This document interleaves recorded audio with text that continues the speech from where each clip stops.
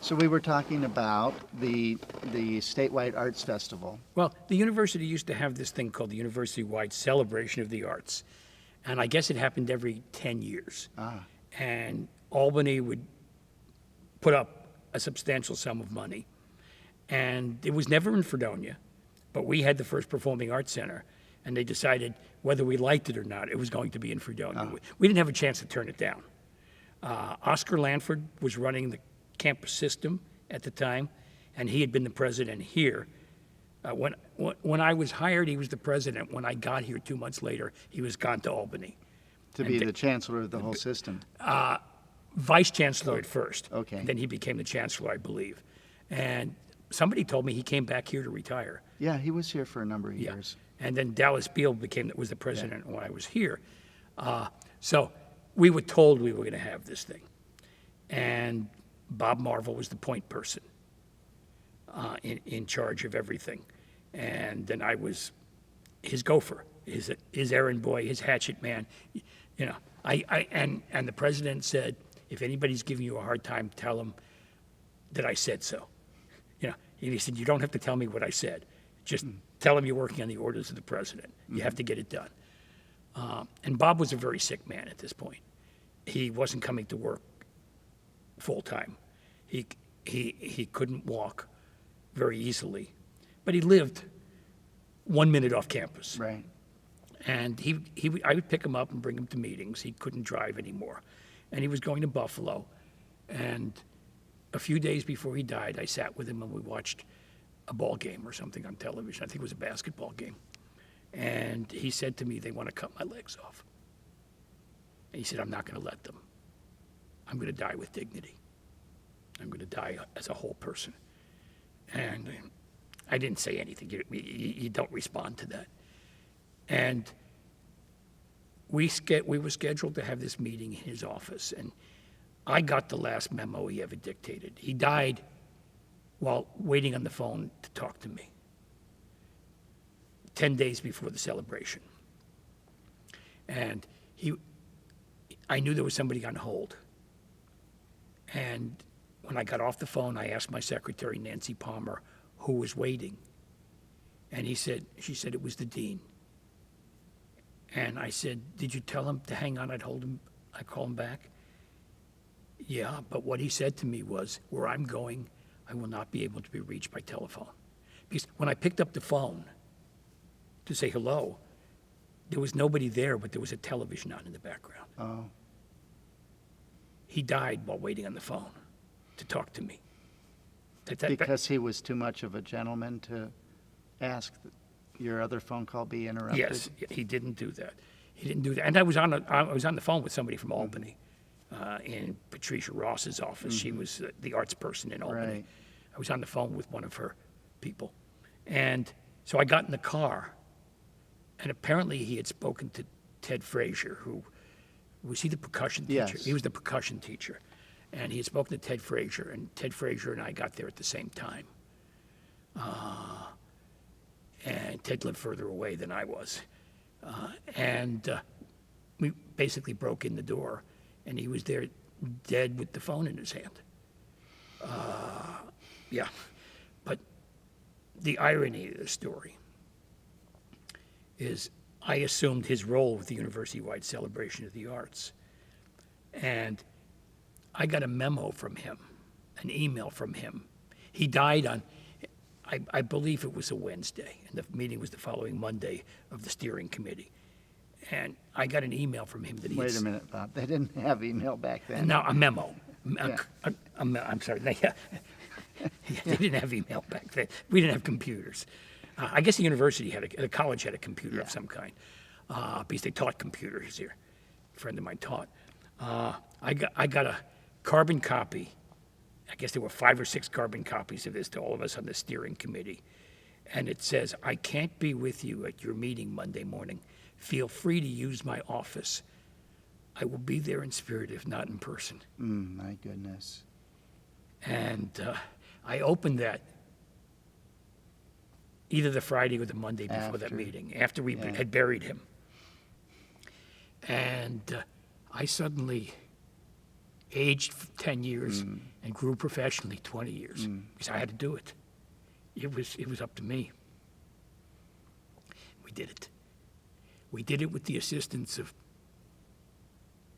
half dozen great students, all of whom went on to have careers in arts management.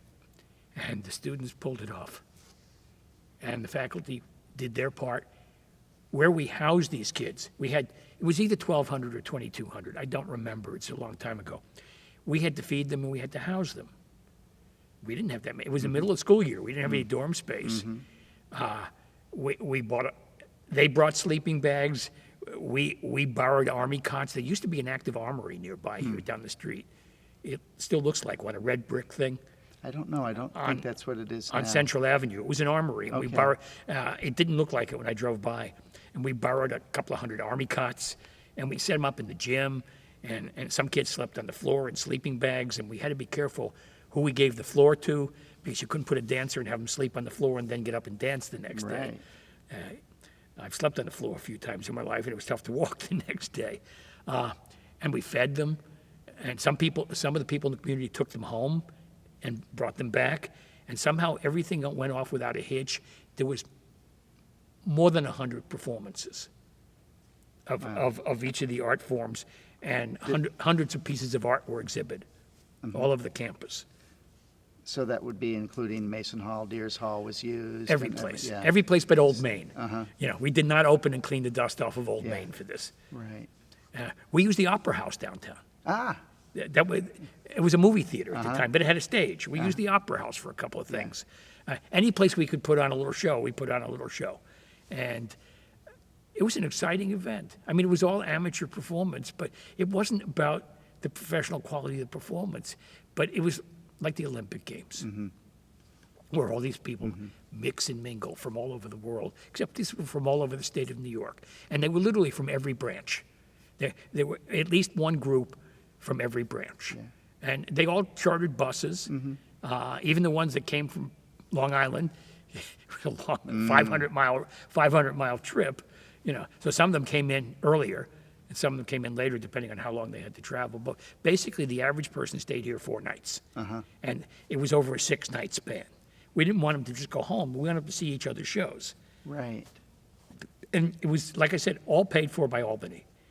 This campus didn't have to we paid the electric bill. I won't say we didn't have to put up anything. The meals we had to feed the kids were eaten by whoever Was provided meals. Yeah. Tom Smith was the man's yes, name at the at time. FSA. Right. And then he went on to become the food service director at Chautauqua. Ah, okay. Yeah. So Dallas Beal, was he president most of your years He was here? president all the years here. As a matter of fact, I reopened the Shays Theater in Buffalo some years later. After I built a performing arts center in Tulsa, I went back to New York City, and I actually was living in New York, but commuting to Buffalo 3.5 days a week, because I had a show running on Broadway, and I was managing a couple of Broadway theaters. But Dallas Beal came up to Shays Theater because the college had rented Shays Theater to showcase itself in Buffalo. And they were my tenant. And Nancy Widzinski, who by this time had changed her name to Nancy Windsor, was one of my students when she was down here. And she was from Buffalo, and she had graduated, and she was in Buffalo, and she came over to see us. And Dallas always saw her with me because she was one of my 4 slaves, who did everything. They made us look good. These students made us look good. And he saw 5 years later, standing there with me, she'd come to see me, and he said, "Some things never change, D'Angelo. What does your wife say about this?" I said, "She's lived in our house, Dallas. She lived a semester in our house." Yeah. What was Dallas's relationship to the arts? He was a customer. The best thing I could say is he was here for anything that was interesting.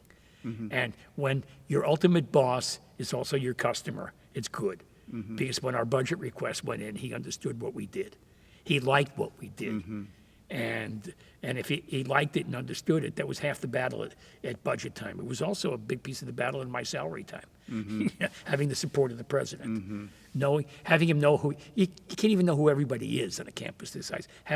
Being on a first name basis with the president from 6 months after I got here, when he finally said, "Stop this Dr. Beale and President Beale stuff.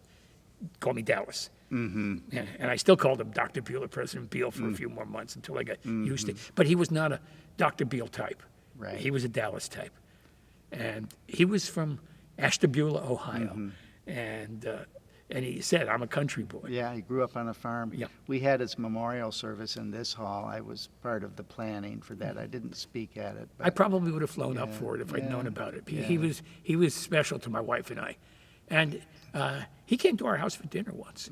We had been to his house for dinner a lot of times, and I said, we feel like we'd like to reciprocate. Will you and Chris come to dinner? I was sure he'd say no, and he did. He did. Yeah, I'm not surprised. No. And he would stop in at the Harry John parties. I don't think Dallas drank. I don't know. I don't recall. remember him having a drink. But he was the nicest man. Whether he was president material when he went to Connecticut of a system, I don't know, because that's a political job. You're fighting with the legislature, you're fighting with the governor. Your job isn't really academic and dealing with students and faculty when you're system president. And so I don't know if that was the right job for him. I know somebody that was a dean at one of the colleges while he was there, but she wasn't even aware he had been there at the time. Well, the faculty don't know who's running the system. They don't care. In Madison, Wisconsin, where I was most recently before I retired, the system president and the chancellor of the local university were in the same town, each having a house provided by the government. And what was awkward is our chancellor, who was Donna Shalala,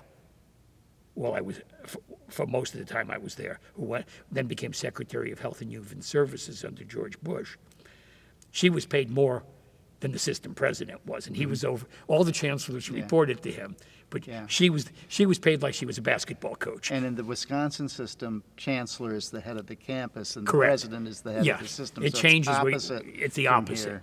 and it doesn't make a lot of sense. But she was paid more than him in Wisconsin. But in most of these places, the person over the system is the highest paid person in the place, and it's often a president from one of the campuses. So I don't know how he did, but I guess he stayed there long enough to retire, and then he came back here. He came back here to retire. Yeah. Because they knew more people. They hadn't made a lot of friends in Connecticut in the few years they were there. No, and especially when you're not on a campus. Yeah. When you're Right. in a city in an office building. Yeah. Right. And I don't know where the office building was, Don't know. but it wasn't in Stores Yeah. where the main campus was. Yeah. So, are there other things you'd like to talk about today? Because this is our chance to capture your memories of Well,